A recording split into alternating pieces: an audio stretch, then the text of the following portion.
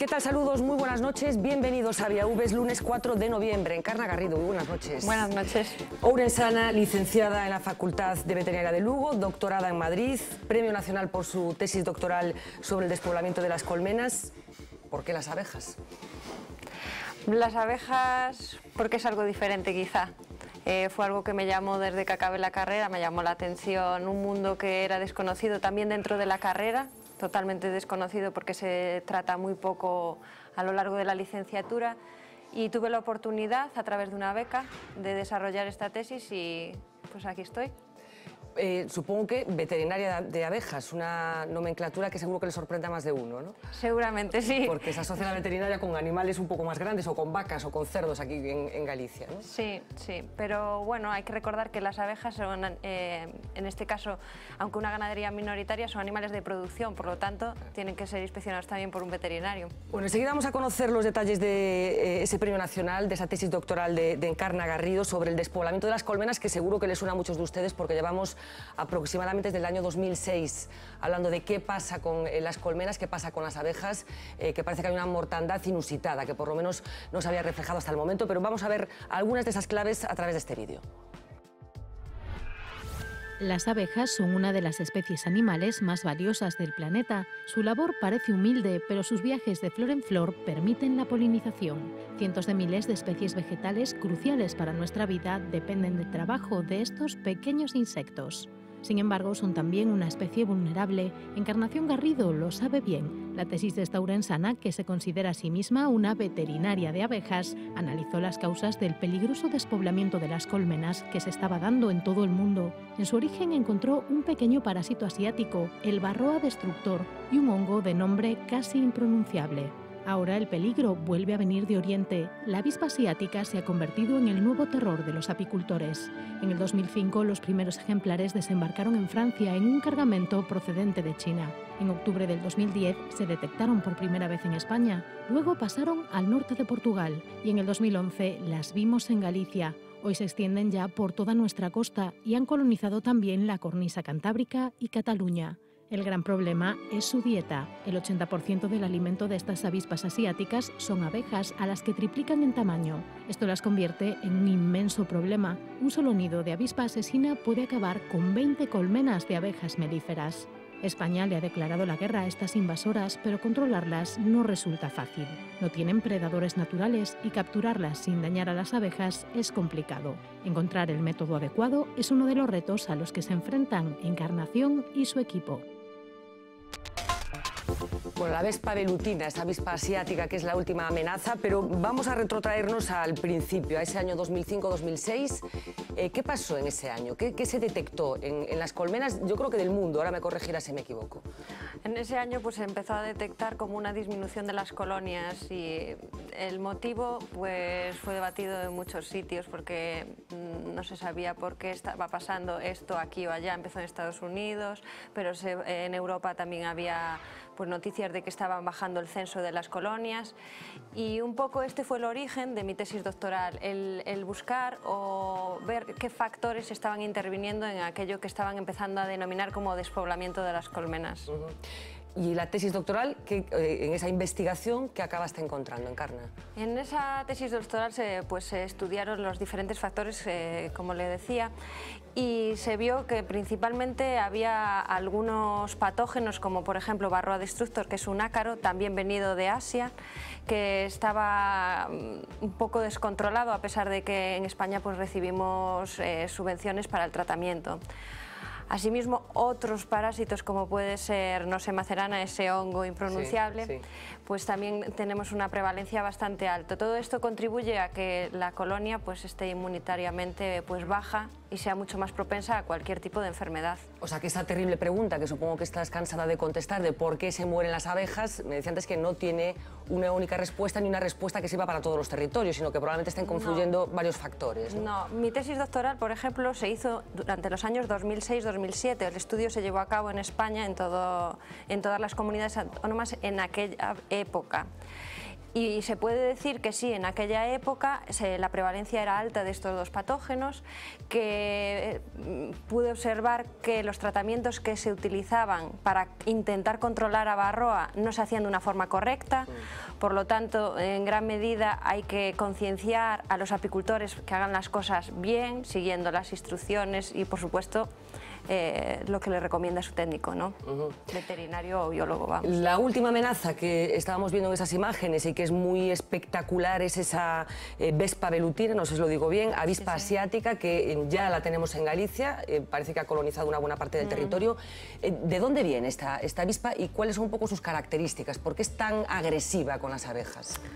Pues desgraciadamente esta avispa también llegó a nosotros de Asia y nuestra abeja, a diferencia de la abeja asiática, pues no está acostumbrada a encontrarse con este predador, por lo tanto no puede defenderse. La Vespa velutina lo que hace es atrapar a la abeja, separa el abdomen de la cabeza y del tórax, ella se lleva el tórax, que es la parte más musculada, y eso es lo que utiliza como para alimentar a su propia cría, a la cría de la avispa. Por eso es tan predadora de nuestra apis mellifera. Encantadora la avispa. Es encantadora. ¿Y cómo se combate a la avispa? Porque creo que hay una cierta dificultad en controlar estas poblaciones foráneas que se están instalando aquí como Pedro por su casa. Es difícil controlar. A día de hoy, pues las medidas son a base de trampas para intentar capturar a la reina fundadora de la colonia. Intentar deshacer, quemar, tratar a los nidos una vez ya hechos, porque pueden salir 17.000 individuos de una reina fundadora, por lo tanto eso en primavera es un desastre. Pero una de las posibles vías, pero claro, esto necesita como siempre financiación en su investigación, sería localizar o intentar determinar qué feromona actúa para atraer a la vespa. Entonces, una vez que se identificase, sería fácil capturarla, pero esto requiere estudios y presupuesto, como siempre. Siempre acabamos hablando de lo mismo, no sé muy bien por qué. Pero ¿representa un problema? O sea, una experta en abejas como tú, ¿estás preocupada por la irrupción en escena de este nuevo personaje? Sí, es un agente a controlar sin duda, porque, como le digo, es que nuestras abejas no están adaptadas a este tipo de predador y tenemos que controlarlo, sí. Bueno, hablamos de las abejas. ¿Se pueden considerar las abejas, las que producen miel, un indicador de la salud del ecosistema? Sí, desde luego que sí. Si nuestras abejas están bien es porque el ecosistema está bien, desde luego. O sea que, bajo su punto de vista, ¿cómo tenemos el ecosistema para que las abejas estén teniendo desde hace unos años los problemas que tienen? Nosotros somos bastante responsables de todo lo que pasa con el ecosistema y, por tanto, muchos de los problemas que tienen hoy las abejas es por culpa directamente nuestra. O sea que tenemos que mirarnos un poco al ombligo y ver qué estamos haciendo mal. ¿Y qué estamos haciendo mal, Encarna? Pues principalmente estamos moviendo una cantidad de abejas de un lado para otro sin ningún tipo de... o no los suficientes controles sanitarios, porque, por ejemplo, todos estos parásitos que vienen de Asia deberíamos exigir al menos certificados sanitarios de todo este material que nos llega de otros países, así como a nosotros nos lo exigen al exportar. Y después, ya hablando de nuestro país y de las colonias de nuestro país, pues deberíamos, como le decía, pues tratar las colmenas para intentar controlar lo que ya tenemos aquí, porque desgraciadamente tenemos a parásitos como Varroa, como Nosema, pues intentarlos controlar con las medidas que desde luego desde las administraciones nos llegan. Bueno, estamos hablando de una mujer joven, como pueden comprobar, pero que tiene ya un trabajo, ya no solamente se dedica a la faceta de investigación, sino que trabaja para una empresa, Biopic Soluciones Apícolas, que le obliga o le permite, eso ya lo decidirá ella, viajar por muchos sitios, bueno, para buscar soluciones a problemas que tienen productores de miel, apicultores. Podemos tener la impresión de que la apicultura es una actividad residual, bueno, de tener 3 colmenas en casa para sacarnos un poco de miel. ¿Tiene valor económico la producción de miel en España? Quizá esta imagen de tener 3 colmenas es un poco la imagen del gallego, pero bueno, incluso en Galicia hay apicultores con más de 8.000 colmenas, 8.000 colmenas, que no son 2, son gente profesional. Sus ingresos vienen de la apicultura. Es una actividad de mucha tradición y normalmente se hacía como una actividad complementaria a otra, ¿no? pero realmente en la zona de Levante, Andalucía, Extremadura son gente profesional, apicultores profesionalizados, y todo esto está muy mecanizado. O sea que tu trabajo consiste en: tengo un problema con esta explotación de colmenas, y tú les ofreces soluciones, digamos. Les ofrezco soluciones, formación. Tengo la suerte de, al trabajar en todo el territorio nacional, ver un poco la situación a nivel general, ver dónde están los problemas, por dónde entran y desgraciadamente se van a acabar expandiendo por toda la península. Entonces en eso voy con un poco de ventaja, pues con respecto a los técnicos de una zona. Que trabajan en una zona concreta, claro. Entonces, como yo me pongo en contacto con todos los técnicos, pues podemos consensuar, podemos hablar y podemos llegar a conocer un poco la situación real del país. ¿Y hay territorios en los que está funcionando mejor la organización de esta ganadería? Hay territorios que tienen mucha más tradición y no es que funcionen mejor, sino que el volumen de colmenas le obliga a funcionar mejor. En Galicia, por ejemplo, hay muchos apicultores que no son profesionales, entonces quizá vamos en esa dirección, pero aún no tenemos, pues a lo mejor, las infraestructuras que pueden tener en la zona de Levante o Extremadura. Claro, porque supongo que lo comentamos antes de empezar la entrevista, que ahora, coincidiendo con la crisis económica, con la tasa de paro tan brutal, que habrá mucha gente que decida volver al pueblo y iniciar una actividad, dedicarse a la apicultura de una forma más o menos profesional. ¿Cómo tendría que abordar una persona que es nueva en este negociado, una actividad de esta naturaleza? Pues yo le aconsejaría principalmente en esta y en cualquier área de nuestra vida, cuando tú te metes como novel en una actividad, tendrás que formarte, o por lo menos informarte de una cosa básica, cómo funciona una colonia de abejas. Es una cosa básica para tener colmenas. Y después, pues, registrar, es obligatorio registrar esas colmenas, porque pueden llegar a ser un riesgo sanitario, sobre todo a los apicultores vecinos, porque a veces tú tienes esa colmena ahí sin tratar o bueno, vas a verla una vez al año, pero puede estar generando un problema a otro apicultor, a un vecino. Entonces le aconsejaría siempre actuar bajo el asesoramiento de un técnico. ¿Y qué tal es la miel que se produce en Galicia? La miel que se produce en Galicia tenemos una indicación geográfica además, ¿sí? Y es muy buena. A mí me gusta, pero a lo mejor para algunas personas es una miel un poco más fuerte, pero desde luego a mí me gusta. Supongo que depende del tipo de flores. El tipo de floración que hay aquí, claro, es específica de esta zona. Entonces, pues es una es una miel diferente a lo mejor a una flor de azahar o algo así. Bueno, para los que no tenemos ni idea de abejas ni de colmenas, en principio las abejas nos resultan unos bichos fascinantes con una organización social muy compleja. Encarna Garrido, que las conoce de cerca y supongo que les ve la cara prácticamente a diario, ¿es justa esa fascinación que sentimos por la organización social de las abejas, por su forma de relacionarse con el mundo? Para mí es fascinante la forma de trabajar, de organizarse. Deberíamos aprender, suena como un poco atópico, deberíamos aprender de ellas, pero realmente es verdad, porque tienen una forma de trabajar tan organizada y que a mí me encanta, pero creo que todo el mundo que llega a conocer un poco este mundillo acaba enganchándose porque descubre a un insecto que muchas veces es totalmente desconocido, claro, si tradicionalmente no has venido de una familia que trabaja con ellas. Que es tu caso, no hay tradición en tu familia. No hay tradición familiar y me metí en este mundo, descubrí este mundo. Y te enganchó. Y realmente me enganchó, sí. ¿Y qué es lo más fascinante en este proceso de conocimiento de las abejas? Lo más llamativo, lo más fascinante que te has encontrado en este proceso, de la forma de actuar de las abejas o de su organización.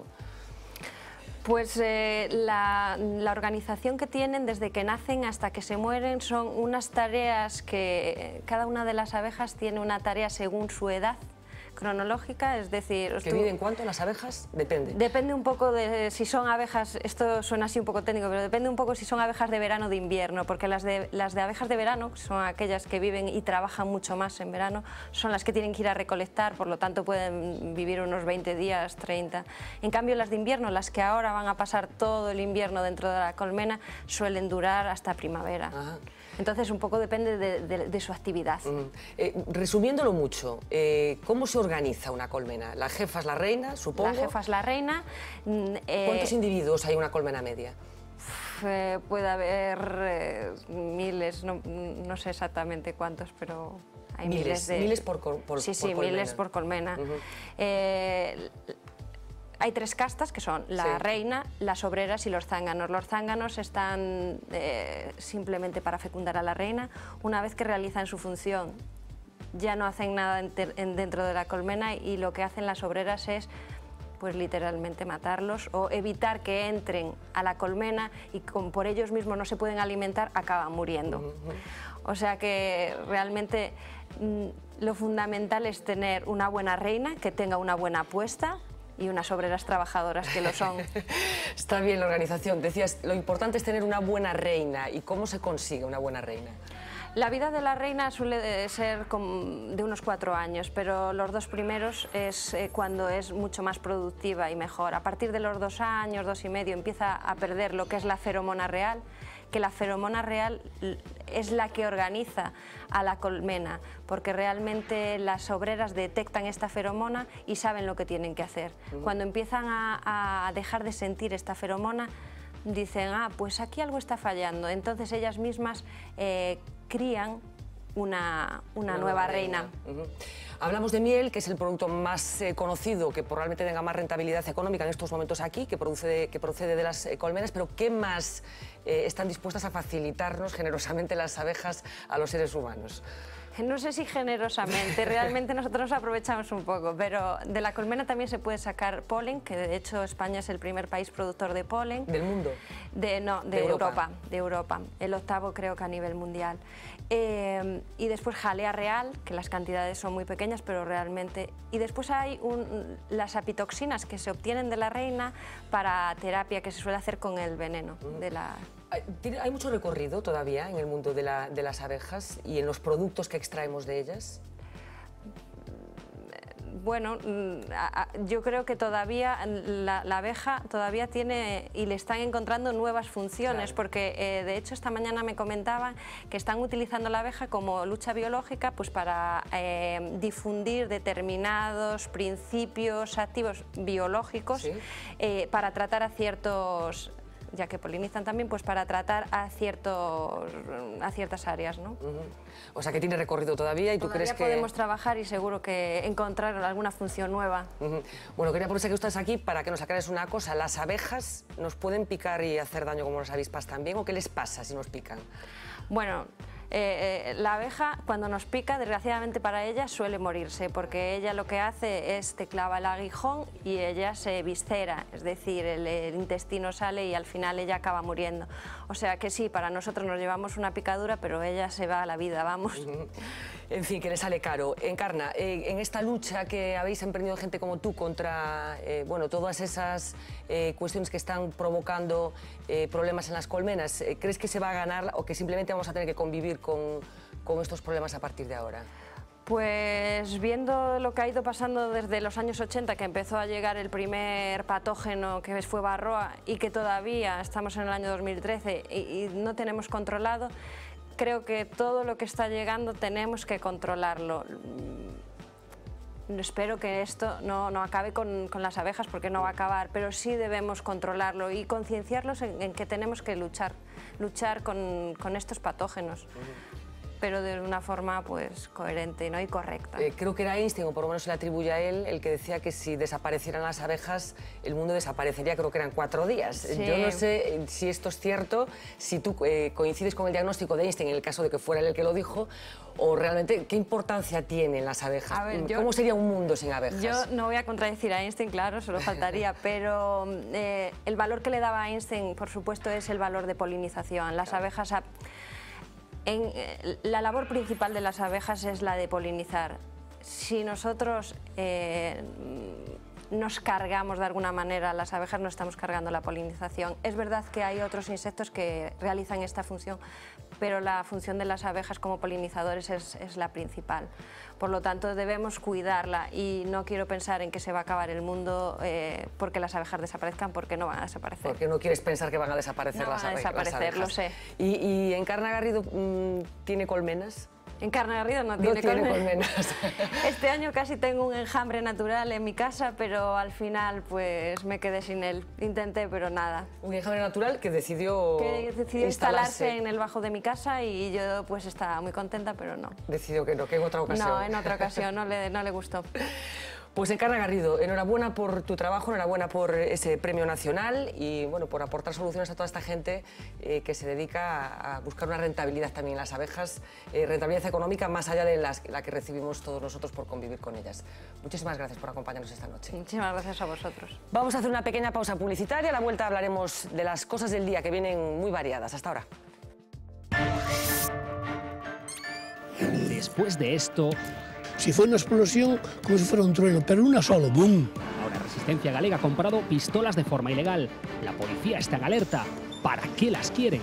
¿Están planificando un nuevo ataque?